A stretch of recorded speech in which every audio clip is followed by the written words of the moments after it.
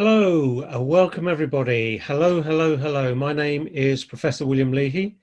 I am Vice Provost for Staff, Student and Civic Engagement at Brunel University, and I'm also a Professor in the English Department, and it gives me great pleasure to welcome you to week 6 of our 8-week programme of lectures to help you start preparing for university life.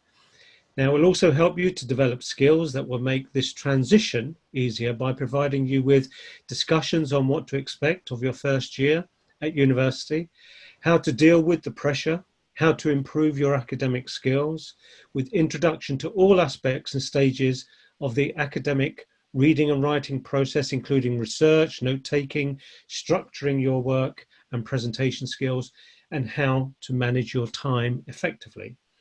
Now, your lecturer for this program is Dr. Claudia Prieto-Piastro, who teaches modules on academic skills as well as intercultural studies. Now, today's session will help you to overcome stage fright. Presentations are a popular method for assessing university students, and we will teach you everything you need to know for you to be able to give successful presentations. Now, do note that today's session will be recorded, and without further ado, it gives me great pleasure to introduce Dr. Claudia Prieto-Piastro. Enjoy. Hello, everyone. I'm really happy to see you all here. Today, we have a really interesting session about presentation skills.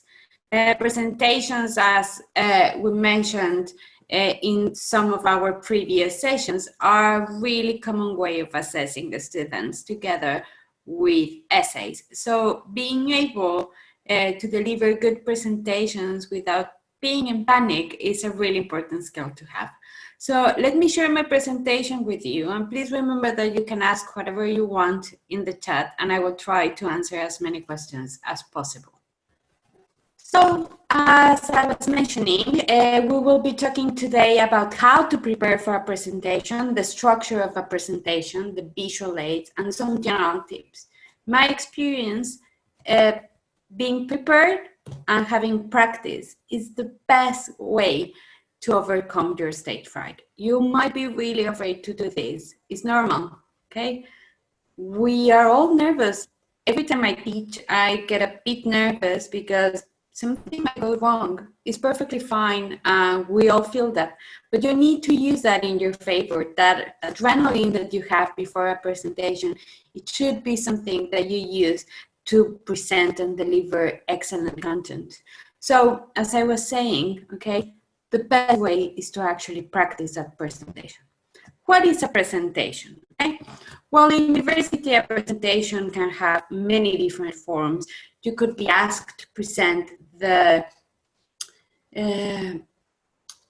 outcomes of your research, or maybe a draft, or you could be asked to lead a seminar and explain to some other classmates which are the arguments of a particular article, or to actually conduct the seminar. That means to manage the questions and give a bit of introduction about the topic you will be discussing. So there are many, many different ways of presenting. In general, we are talking about a means of communication, okay, that can be adapted to various speaking situations, as I mentioned. It's a transferable skill, something that you will probably have to do not only in university, but through all your career and professional life.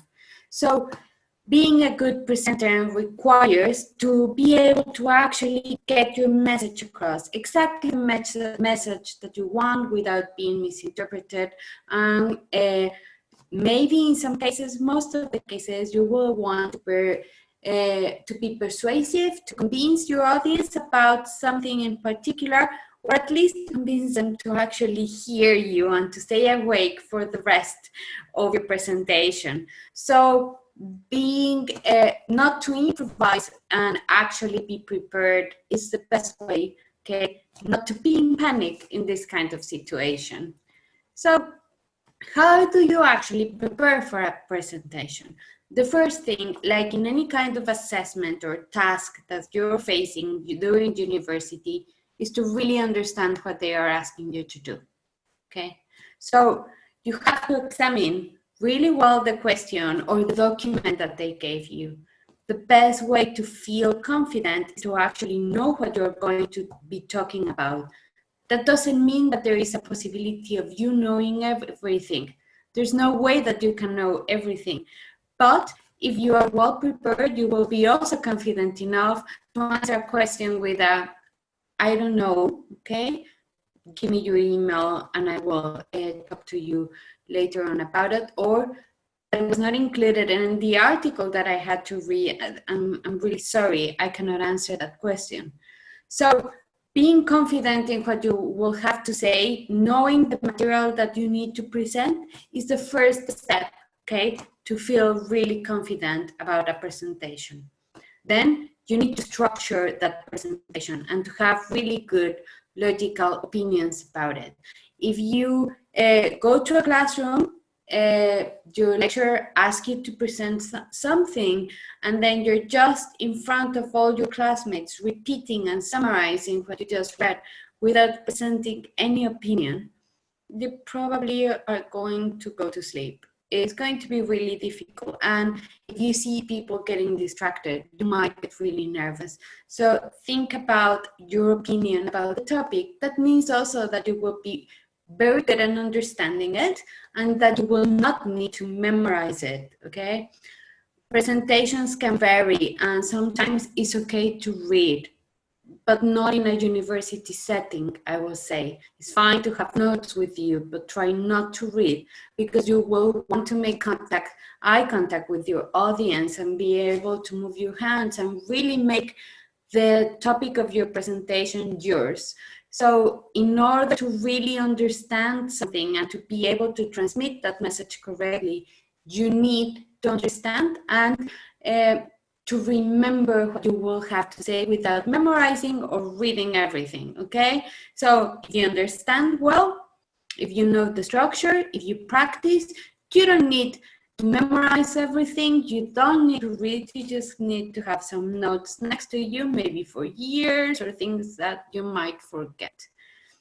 It's important then to think about the structure, what you should include in an introduction, in your conclusions, when do you want to say something, which is your time limit, okay? If you practice, you will be able to know how long it's going to take you to speak. However, I always tell my students that when you present the real thing, when you are in that classroom, you tend to get really nervous, so you speak quicker, and it's going to take a little bit less of time than what you thought it was going to take. So remember that, and maybe rest a minute or prepare a bit of extra content just in case something you get really nervous and you start speaking really quickly that day. So once you have the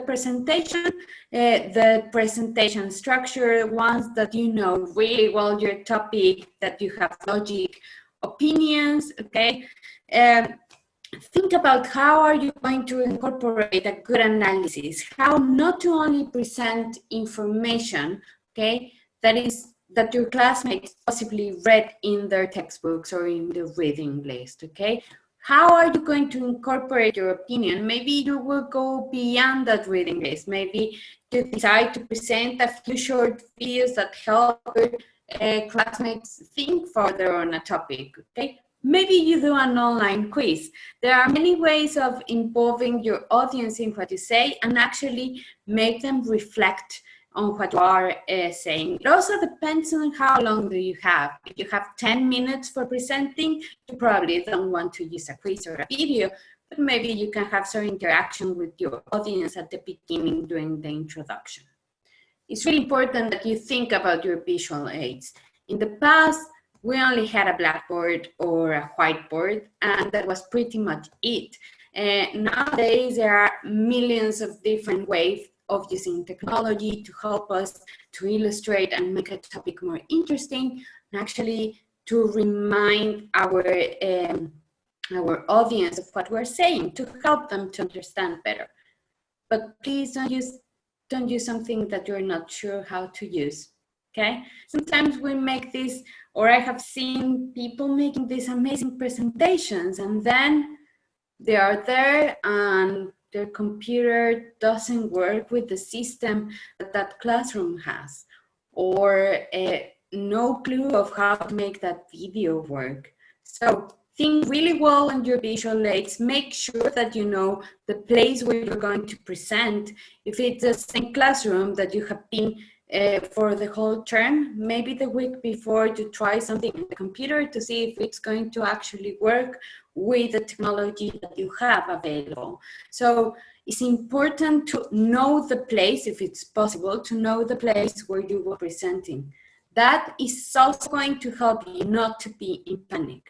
One of the best techniques, and it's also a good technique for not reading, for remembering information, is to see the classroom where you will be presenting, maybe attaching mentally topics to objects. This is also a really excellent technique for exams. So maybe every time that you see the bench that is a little bit broken, you remember a particular topic. And maybe every time you see the table that is next to the computer, you remember something else, okay? So attach meaning to objects to remember things that you will have to say. Make sure everything works. Make sure to practice your voice as you can to see how loud you need to speak or how quiet you need to be listened by the whole audience. And practice, okay? Practice as much as you can. Practice with your teddy bears as an audience. Practice with your parents. Practice in the mirror. That is going to make you know exactly how long it's going to take you to present. And there's nothing better to have a presentation that is exactly on time. That is incredibly useful, and people really appreciate it. It's not easy to have a presentation that is exactly on the time frame that they gave you. Any question?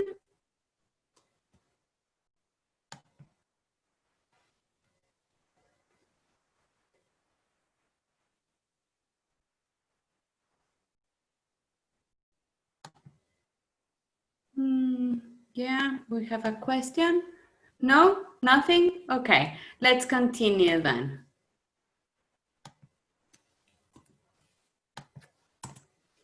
So how do you actually prepare for a presentation? Well, there are many things that you need to take into account. I already told you, first thing, know your topic pretty well, understand the question that you have to answer or the task that they gave you, and then be aware of the surroundings, the place where, if possible, but in university normally is possible, the place where you will have to present, okay? Then you need to practice your voice. There are several things about your voice that are important to consider. Your volume, of course, okay? Sometimes we speak really loud and it can be really annoying for people that are in front. Sometimes people in the back will not hear us. It's good just to check. It's perfectly fine to ask to your audience something like, people are in the back, can you hear me? That is okay.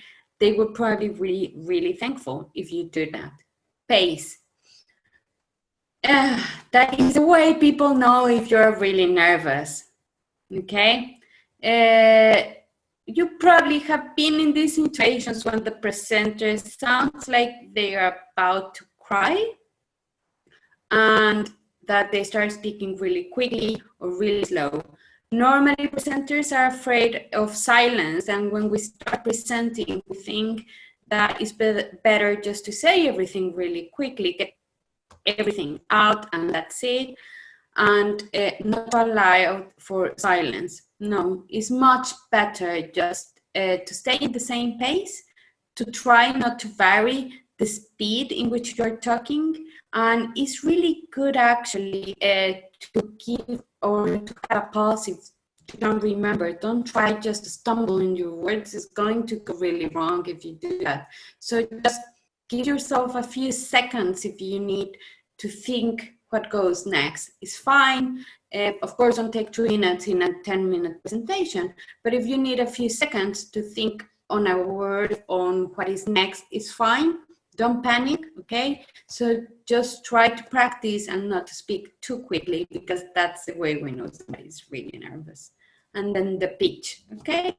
If your friend is presenting, maybe you will notice they sound really differently, and actually they sound really annoying. That is another way we know people are nervous. It happens to everybody. It's going to happen to you a few times, and we can see it sometimes in how a person changes the way they speak in the same presentation. Maybe there was a question that made them feel more calm, or they got through the information they weren't that sure about. There are several things that might affect there. Again, try to practice. If you know really well your topic, this might not happen. But when you change of pace, okay, normally you change of pitch also, and it's going to sound really unnatural. So if you practice your pace, or if you're constantly reminding you not to speak too quickly, your pitch probably is going to be controlled. Let me check, because we have some questions. What do you mean by talking their language? I will go to that in a second. Yeah, the paperclip method, I do it. It really helps me. Just try to not to, I don't want to say you need to hide it, but maybe try to choose an object that is in some way related to a presentation. Maybe it's a marker for the blackboard, or maybe it's a USB, or maybe it's a, I don't know, try to avoid something that might be a bit ridiculous. Just go for the paper clip, or go for a pen, or for the marker. It's fine, okay? It's just, if you make it too obvious, you can annoy people in the audience and distract them. So something that is small and related to an office environment could be a better way, but it does help, okay? So let me continue, and I will get to their language question. About breathing, this is quite easy. Just remember to breathe, okay? Breathe affects our voice and our volume, pace, speed. If you forget to breathe, you're speaking too quickly, okay? If you forget to breathe, you will become more anxious, and it will be really noticeable. So try to give yourself breaks to breathe, okay? Try to give yourself breaks to drink water or coffee, whatever you need. We all need it, and it's fine. You can use that pause also to think what is next. So remember that you, as a presenter, are still human as any classmate, and sometimes you will have to sneeze or to cough. In this time of pandemic, it might be a bit uncomfortable, and you will have to make maybe a show, but it's normal. These things happen, okay? So do not panic if you need to stop for a second. About language, okay. Imagine that you are presenting your BA, or an essay you wrote in your first term at Brunel to a 10-year-old cousin that you have. You will probably change your language that if you were presenting to your mother, okay? There is absolutely no point in using a really specialized language if your audience is not going to understand it. And it's going to sound a bit pretentious, and it's going to be a bit of bluff. I still remember my classmates in my BA, and they were bluffing and made me feel that I couldn't understand anything. There's no point in doing that, okay? Your goal is to try to make your audience understand a message, to interpret well what you have to say. If they don't understand the vocabulary that you are using, there's no point. You want them to learn something or to convince them. If you use the wrong vocabulary, they will not be able to do that. So please try, okay, to be accessible for your audience, okay? Do not try to impress your lecturer by using this jargon that nobody knows but him, or to use words that you read in an article but you're not completely sure of what they mean. There's absolutely no point in trying to do that. Your lecturer will see across that and will not like it. So use not necessarily casual, formal vocabulary, but that is accessible to your classmates. Even if you know that you are the one that knows more about a topic, if you have to give a really difficult or to use a really difficult word, define it, explain it, but don't be patronizing. It's not their job to know that word, okay? So just explain it without being difficult. Yes, excellent question about plagiarism in a PowerPoint. Yes, you need to reference a PowerPoint, okay? I will suggest to include a reference list at the end of your presentation, and if you're using quotations during your slides, to also reference. So you do need to use that. Can we use repetition? Yeah, if you want a point to be, or to make sure that a point is well understood, you can repeat. Remember that as well as readers, audiences have a really short memory. So you might find yourself needing to repeat something at least 3 times in your introduction, body, and your conclusions. How big is the audience usually? That depends on your career and in your classes. You can have a 200 student audience or a 10 student audience if it's a seminar. Things are going to look a little bit different this September, okay? So you'll probably be in smaller groups for your seminars.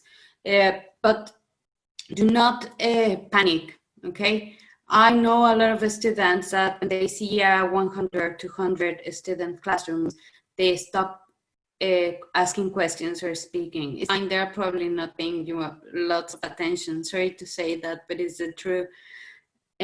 So you will get used to that. How long should a presentation be? Your lecturer will tell you, okay?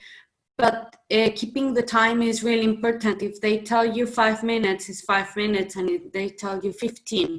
It's not only about following instructions, but about respecting the time of others.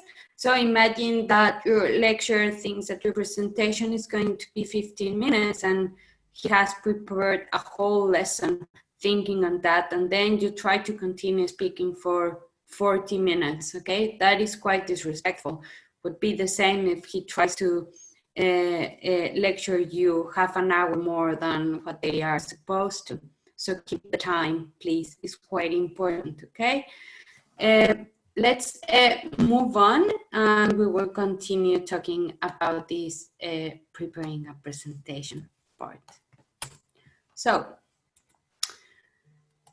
a part of those skills in terms of poise and pace and keeping your time, it's really important to think about the actual message, okay? So if it was in the same way that a presentation was an essay, you need to have a structure, okay? That structure shouldn't be only the information that you put in every slide. You need to think about the introduction, the main point, and the conclusion. The introduction, for me, the same way that in an essay, in a presentation, the introduction is key. Is the moment in which you will win or you will lose your audience, okay? Is a moment when you're more nervous because you're not sure if your audience would be friendly or not. I suggest you to watch, if that is something that you're nervous about, I suggest you to watch a bit of some TED Talks. You will notice, in general, around the world, audiences are normally nice. They want you to succeed, okay? Happens the same with your classmates. They will all be in these situations. They want you to do well, unless it's your ex-boyfriend. But apart from that situation, they will be kind of cheering for you. So try, okay, to be positive and not to think from the beginning, oh, they hate me, I'm going to do this horrible. No, they are going to support you. Or if it's terrible, they are probably going to be quite indifferent to them. I cannot remember the bad presentations of my classmates. I remember those that were excellent or there was something funny about them, but I don't remember the bad ones. Don't worry about it, you will be fine. So just start by presenting yourself. We will get to that in a second, but just remember that you cannot just arrive and start talking about your topic without saying, hi, my name is Claudia, okay? You need to present and introduce your topic and try to win the attention of the audience with a surprising fact or by being really well organized or with a great image, but you need to use something to keep them going, especially if you think your topic might be too dense or repetitive, or everybody has talked about it already, or it's a really long session and you are the last one. Remember that the main points of your presentation go in the middle, and those are the backbone. Okay, the most important part of your presentation in terms of content. Okay, you need to have clear points. Okay, when we write a presentation, when you use PowerPoint, as you can see here, we normally use just these points, or we don't write everything we're going to say, just the most important things. Okay, those things that you're writing there should guide you a bit on the most important information you want to say. In terms of the conclusion, I have told you this when we talk about essay writing. Don't introduce new information in your conclusions, just summarize. Remind your classmate that was in their phone for the whole time you were speaking what you were talking about, just in case your lecturer is going to ask them. Ask if there are questions, be prepared to answer questions. And also when your classmates are giving presentations, be prepared to ask them. It's really nice to get them. This is the general, okay, the general structure of a presentation. Of course, you can use subtitles. It will depend on the topic you're speaking. I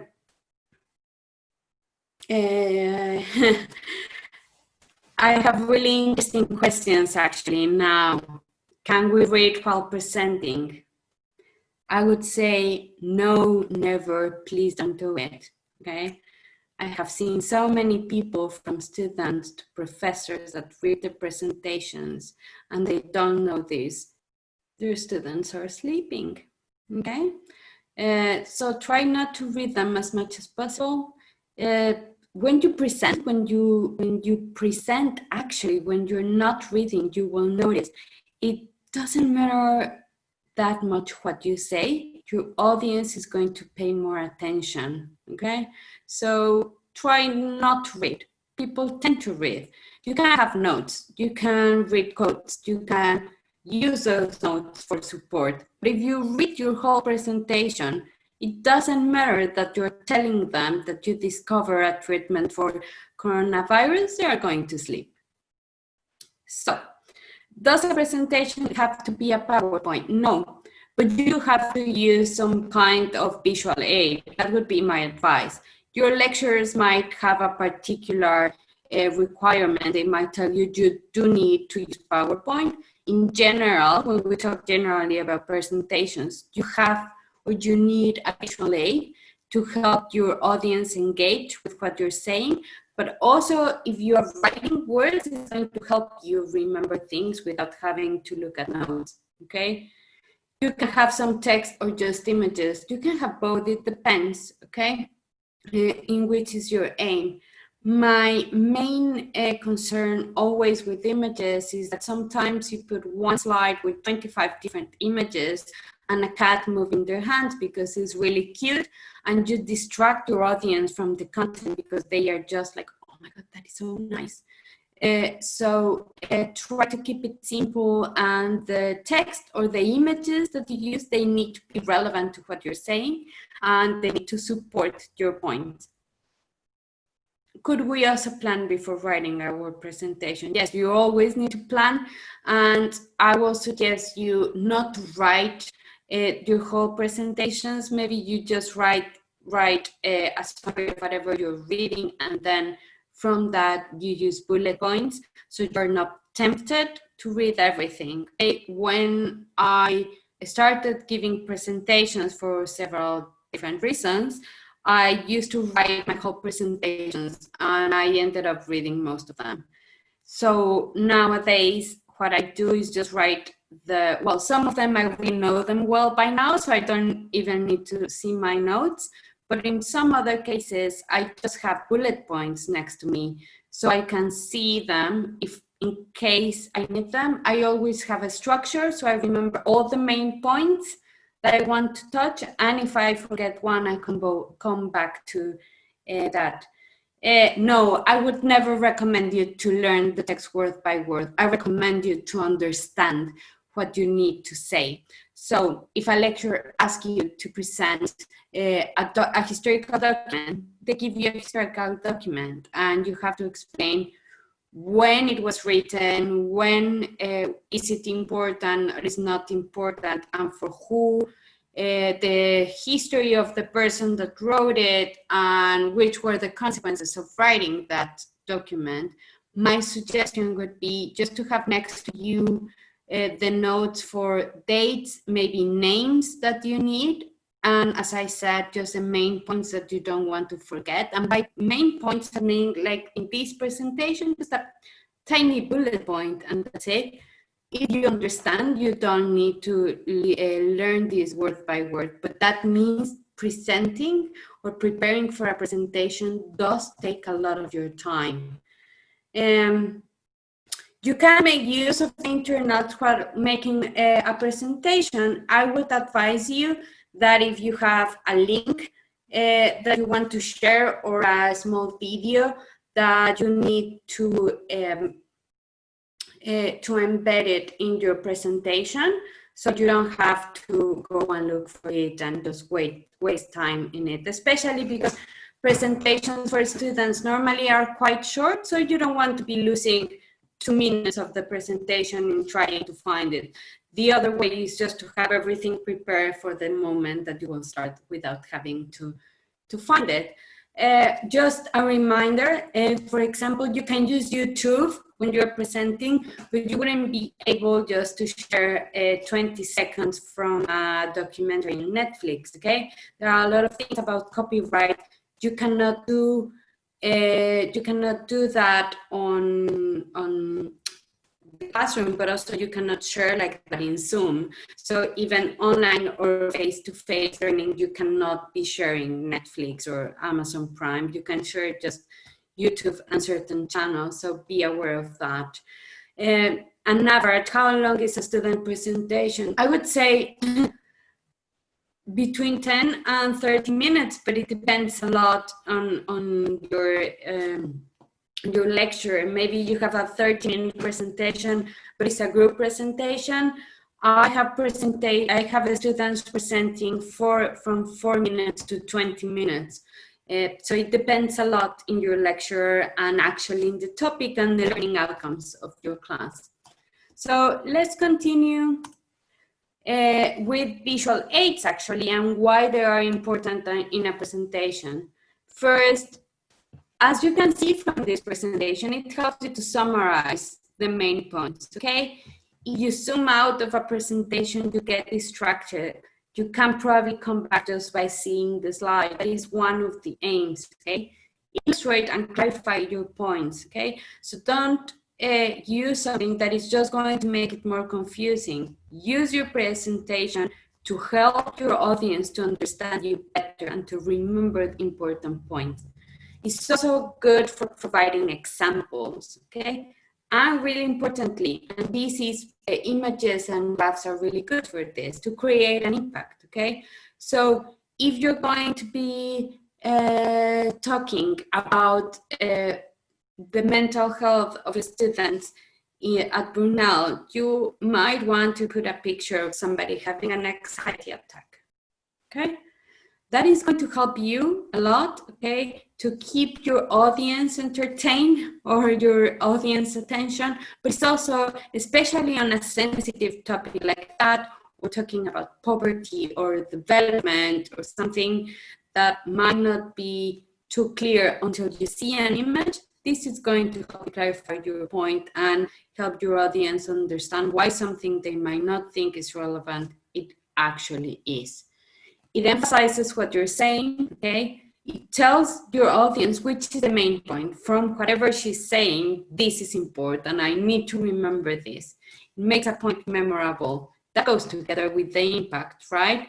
If you can make people aware of something and they can see an image that reminds them, they are going to be able to make that knowledge theirs and to remember it all.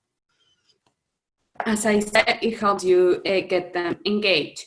Please remember, it's also really useful for you, okay? A presentation will help you to stay focused, to remember the structure of what you have to say, which are the main topics, but it's horrible to have a presentation in which the presentation is back here and you're like this, okay? Don't do that. Please don't do that, okay? Your voice will not come across. People will be like, why? I'm just seeing her back. So try to avoid doing that. Stay on topic. Stay focused on the presentation and use it, but don't read it, okay? I have seen that also. Okay, Claudia said we shouldn't read. So what I'm going to do is read the presentation. It's as bad, okay? What do I mean by create an impact? Making something memorable, okay? If you're talking about something that is really abstract or that can be strong, if you put a picture there, they will remember. Maybe you are talking about poverty in a certain community. Help your audience imagine it. You work for a charity, things like that, and want people to donate money, you put an image. You have to have that same mindset, okay?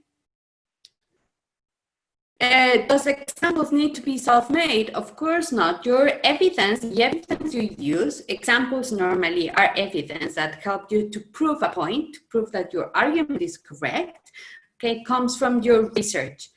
So those examples need to be referenced, okay? So you have to say, well, according to a research that was conducted in 2012 in London, many students order takeaway 2 times a week, okay?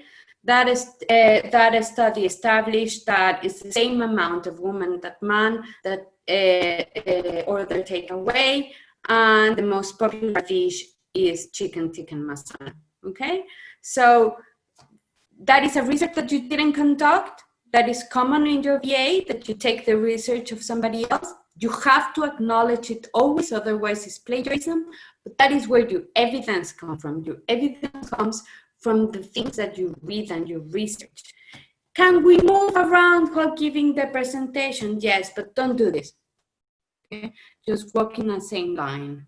That is really annoying, okay? Go from one side to the other really quickly from the classroom. It's good to use your hands. It's good to move a little bit. Do not dance. Please don't dance. Just have your paperclip if you need, but don't dance. So let's move actually to my general tips, okay? This is just a summary of the visual aid. So should be used for essential points, should be easy to understand, okay? Please remember that. And make sure there is a match between your visual aids and what you're saying. Otherwise, as I mentioned with the cat, you're going to confuse them.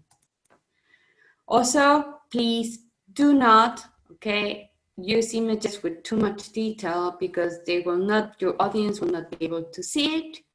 Make sure your visual aids are clear, okay, that you can see why are they there. And if you're using graphs, please make sure that people will be able to see them and that they are referenced. A lot of times you put these copies, you just scan something and nobody can actually read what it says in the graph. So there's no point in doing that. Do not do what you shouldn't do. Do not read your presentation for the people that were asking me. Do not read your presentation from notes or from the PowerPoint. As I just said, The presentation is there, the visual aids, to help you remember the structure, but do not read it. Make contact with your audience, speak directly to them. Okay. Do not sit, okay, if you can, okay? If you must sit, of course sit. If you're in a 4-hour presentation, I'm not expecting you to be standing the whole time. That's not common, but if you were in that situation, don't worry. If you have any kind of reason that you need to sit, it's perfectly fine. Just make sure that your audience can see you. Walk about while talking. As I say, it's fine to move, but just don't make patterns because it can get people distracted. And if you move, do not move in front of the screen because they will not be able to see what you are saying or what is in your presentation. Again, as I mentioned, don't turn your back to the audience. That is really annoying, okay? And your voice is going to suffer. I know this is an advice that a lot of people do, but do make eye contact. Maybe you ask a friend and you tell, look, I'm going to see you the whole time because I'm really nervous. But if you look over, it's going to be really noticeable, like I'm doing now, that you're not seeing your audience. And it's going to be a bit annoying because I'm actually just looking at the street instead of looking at you, okay? And I'm talking to you. I'm not talking at the people just walking on the street. And please, when the time of the questions arrive, do not engage with somebody from the audience for a long period of time. You still have a lot of people in that audience and you are presenting for everyone. There is this happens all the time. There is something that we call the dominant student, the one that is asking a lot of questions and doesn't let the others participate. Sometimes it's great, both for you and for us, because when I ask, are there any questions? She will definitely, or he will definitely have a question, okay? And when you present, you also want somebody to ask you something. And probably they have more of a comment than of a question, or they have a really difficult question. Don't stay for ages talking with them. There's no point. Answer, and remember there's a lot of people hearing at you and that you still need to have them engage, even in the question section, okay? So try to avoid doing that. In my experience, when I go to a conference, I tend to leave at the end in the questions because not many people are able to keep the audience engaged, and a lot of people do like to have these one-to-one really long conversations. So try not to do that. And if you don't know the answer, simply say, I don't know, I will get back to you later. And again, if you have to present the graph, try to make sure either you do it again or that is readable, because it can be quite annoying to have scanned pages of a book in a presentation that cannot be read. Can you use some animation from PowerPoint? Yes, you can, if you are completely sure how it is used and you will not be able, well, it's not going to distract anybody from the real main point. It's perfectly fine. If you think it's going to help you with keeping your audience engaged, that's great. Oof, how we can make our presentations more inclusive? That is an absolutely excellent question, okay? I suggest you to have first really good visual aids for the people that might suffer from some kind of problem hearing issue. This would be great. Please remember also that your lecturer will be aware if somebody needs help to follow your presentation, and they will probably tell you what to do in this case. One of the things that happens a lot on a diverse classroom is that somebody might not have English as a first language. Do not speak too quickly. And if you're going to present a video, try to make sure it has subtitles in English. That is going to help everybody. If you speak slowly, okay, and you do not speak to the wall, you're speaking in front, okay, you're using the correct vocabulary that is not too difficult, that is just the right kind of formal academic vocabulary, that is not pretentious, that is going to help a lot also. But please remember, your lecturer will know and will have a support profile of the student that needs help, okay? And they will know how to manage this situation. It's more of their responsibility than your responsibility to have this inclusive classroom.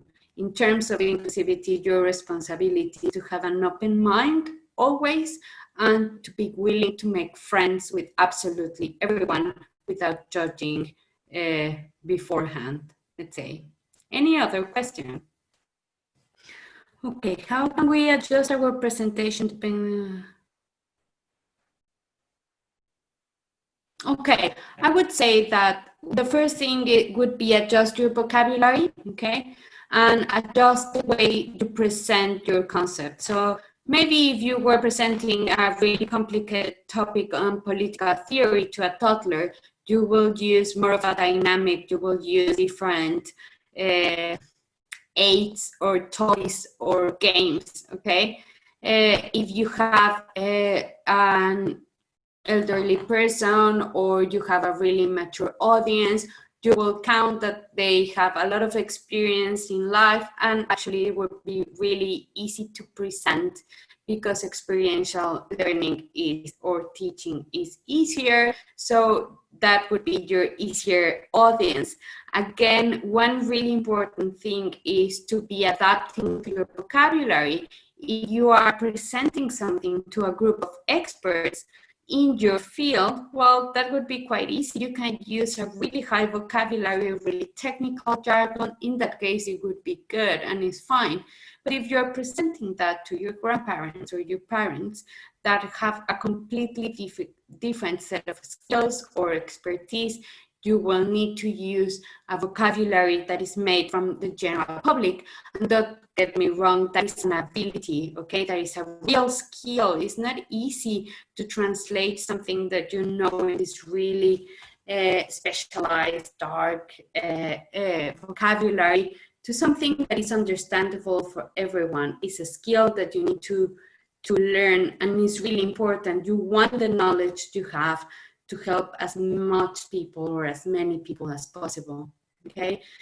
Always remember to, in terms of engagement, to have a really good hook at the beginning, to ask questions to the audience, simple questions that only requires a yes or no, okay? Do you know about this? Can somebody tell me which word we use for this? Can somebody else read this article? This will get them in their toes, it will get them more engaged. Also, it's important to keep focused, not to start talking about something else because you might lose them, okay? Any other question? Nothing else? Okay, it was really nice seeing you all here. I hope this was helpful. Please remember, if you remember one thing about this presentation, is that you have to practice. There's no way out. And practice, I mean to speak, to really practice that presentation, okay?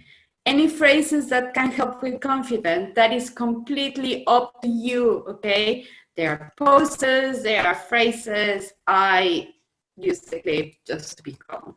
I hope to see you next week, and I hope this was useful. Bye.